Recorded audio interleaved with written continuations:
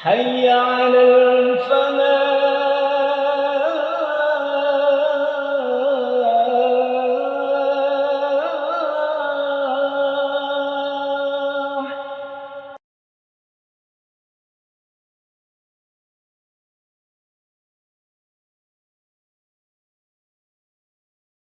Bismillahirrahmanirrahim. Assalamualaikum warahmatullahi wabarakatuh. Alhamdulillahi rabbil alamin. Alhamdulillahilladzi anzala as-sakinata fi qulubil mu'minina liyazdadu imanan ma'a imanihim. Ashhadu an la ilaha illallah wa ashhadu anna Muhammadan abduhu wa rasuluhu. Allahumma salli ala Muhammad wa ala ali Muhammad. Qala Allah ta'ala fi kitabil karim. A'udzu billahi minasy syaithanir rajim. Bismillahirrahmanirrahim. Innallaha ma'al ladzina taqaw wal ladzina hum muhsinun. Shadaqallahul adzim. Jamaah salat Isya dan salat tarawih Masjid Al-Falah yang dirahmati oleh Allah Subhanahu wa taala. Kalau kita bertanya di saat kapan peradaban kaum muslimin itu maju, jamaah sekalian. Kaum muslimin bersama Rasulullah SAW itu selama masa perjuangannya 13 tahun di Mekah, 10 tahun di Madinah. Setelah itu kaum muslimin 2,5 tahun dipimpin Abu Bakar As-Siddiq. 11 tahun masing-masing Umar dan Utsman memimpin kaum muslimin. Dan hampir sama dengan Abu Bakar, Ali bin Abi Thalib memimpin 2,5 tahun. Dalam rentang waktu hampir 30 tahun itu, kita juga bisa menilai semaju apakah peradaban kaum muslimin itu, jamaah sekalian. Setelah itu kaum muslimin dipimpin oleh para khalifah dari Bani Umayyah. Kalau dibulatkan hampir mendekati 100 tahun, jamaah sekalian. Kita juga bisa menilai semaju apakah kaum muslimin di saat-saat dipimpin oleh para khalifah Bani Umayyah itu. Di situ ada Umayyah sendiri, Muawiyah. Kemudian ada juga para khalifah, diantaranya adalah Umar bin Abdul Aziz, jamaah sekalian. Setelah itu kaum muslimin berada dalam kepemimpinan para khalifah dari Bani Abbasiyah, hadis sekalian. Jauh lebih panjang dari Bani Umayyah. Kita juga bisa menilai seberapa majukah kaum muslimin ketika dipimpin para khalifah Bani Abbasiyah itu. Dan yang paling panjang adalah para khalifah dari Bani Utsmani, jamaah sekalian. Orang-orang Turki yang memimpin hampir 7 abad. Kita bisa menilai semaju apakah peradaban kaum muslimin. Tetapi di setiap peradaban, jamaah sekalian, semua orang itu bisa membuat Islam itu begitu menakjubkan. Tidak hanya oleh orang-orang pandainya, tidak hanya oleh orang-orang kaya dan berilmunya, bahkan oleh seorang kuli angkut pun Islam itu bisa mencengangkan banyak orang, jamaah sekalian. Kita bisa memaklumi kalau Islam itu dikenal oleh karena begitu luar biasanya orang-orang berilmunya. Kalau dikenal begitu hebatnya kedermawanan orang-orang yang kaya hartanya. Tetapi kalau kita melihat sisi yang lebih detail dan lebih tajam dari kehidupan kaum muslimin, banyak orang berdecak kagum justru oleh orang-orang yang status sosial mereka itu biasa, bahkan rendah, tetapi punya sikap dan mentalitas yang membuat semua orang di sekitarnya terpengaruh olehnya, jamaah sekalian. Seorang ulama Arab Saudi namanya Dr. Aid Al-Qarni dalam kitab Siyatul Qulub menceritakan bagaimana kisah putra mahkota dari Khalifah Abbasiyah yaitu Al-Ma'mun, namanya Ali bin Al-Ma'mun, yang beberapa hari terakhir dalam kehidupannya di istana putra khalifah, dia mengamati perilaku dan keseharian kuli angkut barang di pasar Baghdad karena berhadap-hadapan. Dia kemudian meminta pembantu-pembantunya untuk mendekati kuli angkut barang itu dan memintanya untuk bersedia datang ke istananya. Setelah berhasil diajak ke dalam istana, putra khalifah ini Ali bin Al-Ma'mun mengatakan kepada kuli angkut barang itu yang menurutnya begitu susah dan menderita, kata dia, "Aku sudah mengamatinya beberapa hari dan aku lihat engkau hidup susah dan menderita." Kan memang bekerjanya benar-benar mengandalkan tenaganya. Kalau engkau berkenan, ajaklah ibumu, ajaklah saudara perempuanmu, ibunya buta, ajaklah ibumu yang buta dan saudara perempuanmu untuk tinggal di istanaku ini. Makan dan minumlah sepuas-puasnya, tidak perlu engkau bayar. Mudah-mudahan engkau bisa lebih bahagia di tempat ini. Kalau tawaran itu sampai kepada kita, hadirin sekalian, mungkin kita akan menerimanya. Tetapi kuli angkut ini, tadi saya mengatakan di saat peradaban begitu luar biasa, bahkan seorang kuli sekalipun bisa membuat orang itu terpengaruh oleh sikapnya, jamaah.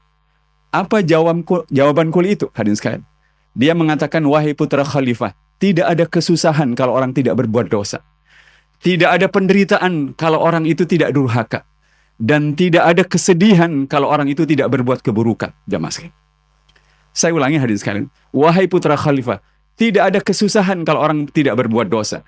Tidak ada penderitaan kalau orang tidak berbuat durhaka. Dan tidak ada kesedihan kalau orang itu berbuat keburukan. Kalau tidak berbuat keburukan. Apa yang terjadi, hadiskan keesokan harinya, bukan kuli itu yang pindah ke istana, tetapi putra khalifah itu yang mengatakan kepada para pembantunya, bilang, kalau besok ayahku mencari aku sudah pergi meninggalkan istana. Putra khalifah ini hidup sebagai rakyat biasa, menyamar, dan hari-harinya dia gunakan untuk melayani dan membantu rakyat biasa. Dia hidup memanfaatkan waktunya selain belajar agama, tetapi berbuat kebaikan pada sesamanya. Saat Islam itu maju, hadirin sekalian, tetap saja komposisi struktur sosial masyarakat itu ada yang di atas, ada yang di bawah. Tetapi dalam struktur yang luar biasa itu, tetap saja orang-orang bisa menampilkan keluarbiasaan Islam melalui kehidupan mereka masing-masing, jamaah sekalian. Tetapi bisa jadi sebaliknya. Pada saat Islam begitu maju, seorang ulama, pemimpin hebat yang menempati struktur sosial kehidupan masyarakat bisa juga membuat orang berdecak kagum, jamaah sekalian. Dalam kitab Anisul Mu'minin, karya seorang ulama Sunni dari Irak, Syafaq Sya'dal Al-Mukhtar, suatu saat seorang tabi'in namanya Hasan Basri, kita kenal siapa beliau. Beliau adalah orang yang ayah dan ibunya bekerja melayani para sahabat Rasulullah SAW. Hasan Basri ini, hadirin sekalian, suatu saat diundang untuk memberikan ceramah atau tepatnya khutbah Jumat di Yaman. Yang mengundangnya adalah secara khusus para budak yang ada di Yaman. Dan tema yang dimintanya kepada Hasan Basri agar Hasan Basri itu menyampaikan tentang Islam itu melarang perbudakan. Tetapi persis di tanggal di mana dia diundang, misalnya 1 April, dia tidak datang, jamaah. Dia baru datang pada tanggal 1 Maret, Mei, pada 1 Mei-nya, sebulan kemudian. Dan dia menyampaikan khutbahnya dengan baik. Tetapi budak-budak yang muslim itu tidak suka, karena dia tidak datang tepat waktu. Setelah selesai khutbah, dia mendatangi Hasan Basri dan protes. Kenapa sebulan yang lalu engkau tidak datang menyampaikan khutbah? Kenapa baru sekarang engkau baru datang? Apa jawaban Hasan Basri?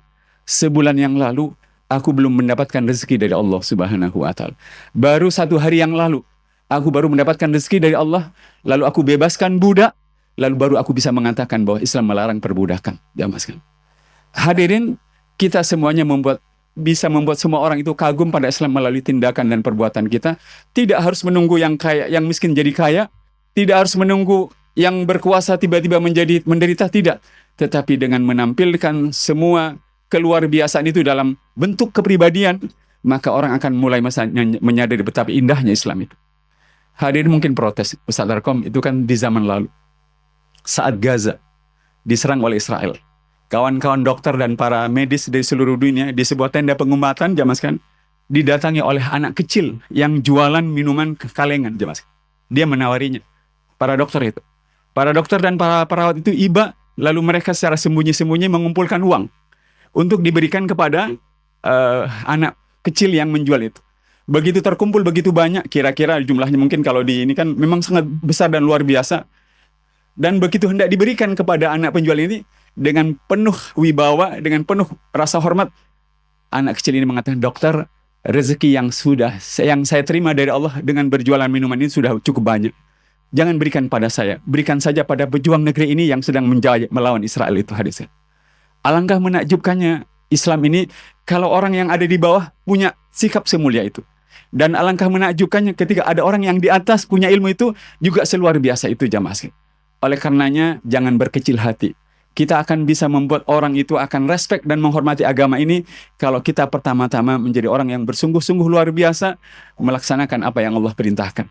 Dalam ungkapan seorang ulama dari Mesir, namanya Ibnu Athaillah, seorang ulama yang lahir pada tahun 1250 dan meninggal pada tahun 1039. Beliau mengatakan, kaifa tukhraku lakal awaidu wa anta lam takhrak min nafsikal awaida.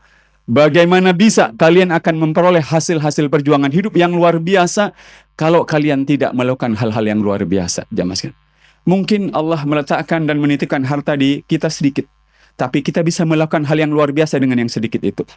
Mungkin Allah mengamanahkan kepada kita status sosial yang rendah, tetapi dengan kerendahan status sosial itu, kita bisa tetap menampakkan kemuliaan agama Allah Subhanahu wa Ta'ala dengan sikap mulia kita, jemaah sekalian. Tetapi sebaliknya, mungkin Allah mengamanahkan kepada kita, pada pikiran kita, ilmu yang banyak, tetapi kita bisa membuat orang menghormati kita, karena ilmu yang banyak itu diiringi dengan tindakan dan perbuatan yang mencerminkan ilmu yang kita kuasai. Begitu juga, mungkin Allah mengamanahkan kepada kita kekuasaan dan segala macam, tetapi orang akan menghormati kita ketika kekuasaan itu digunakan untuk melayani kebenaran. Jamaah sekalian, di negeri ini kita tahu salah seorang tokohnya adalah wakil presiden kita yang pertama, Muhammad Hatta. Orang tidak banyak tahu. Kurang lebih hampir 5 tahun sebelum beliau meninggal, beliau menulis selembar surat wasiat. Surat wasiatnya tidak tentang harta. Surat wasiatnya tidak tentang kekuasaan, tetapi tentang pemakaman, jamaah sekalian. Bunyi surat wasiatnya itu, aku tidak ingin dimakamkan di taman makam pahlawan. Aku ingin dimakamkan di pemakaman rakyat biasa yang nasib hidup mereka saya perjuangkan sepanjang hidup saya, jemaah. Begitulah Hatta. Di negeri ini banyak, jemaah, kita menemukan tokoh-tokoh Muslim yang membuat kita berdecak kagum oleh sikap mereka yang luar biasa. Bahkan termasuk Panglima Besar Sudirman, jemaah sekalian. Ketika para tentaranya bilang, Pak Dirman, bolehkah kami mengirim surat kepada desa-desa yang kita lewati untuk menyediakan semua kebutuhan perang gerilya kita? Kata Panglima Besar Sudirman, jangan. Mereka sudah susah. Ya. Beliau lebih memilih menulis sebuah surat. Surat itu beliau kirimkan kepada istrinya yang sedang ada di istana Sultan Hamengkubuwono ke-9, jemaah sekalian. Lalu isi suratnya itu adalah, Adinda, lepaskanlah seluruh perhiasanmu. Juallah untuk membiayai perang gerilya kita, jemaah sekalian.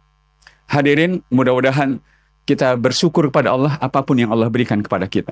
Tetapi kita bisa mendapatkan kemuliaan dan kehormatan yang tinggi di hadapan Allah Subhanahu wa Ta'ala kalau apa yang Allah Subhanahu wa Ta'ala titipkan kepada kita, kita gunakan untuk melakukan kebaikan semaksimal mungkin. Dan mudah-mudahan dengan begitu Allah menakdirkan Islam itu menampakkan cahaya lewat kegemilangan tingkah laku dan perilaku kita dalam kehidupan sehari-hari. Semoga bermanfaat, semoga Allah Subhanahu wa Ta'ala menguatkan kita dan memberikan kita kekuatan untuk melakukan yang terbaik dalam kehidupan ini, hadirin sekalian. Hadirin, mohon maaf saya tidak bisa menyertai tarawih hadirin sekalian, karena setelah ini saya mohon izin ke Jombang.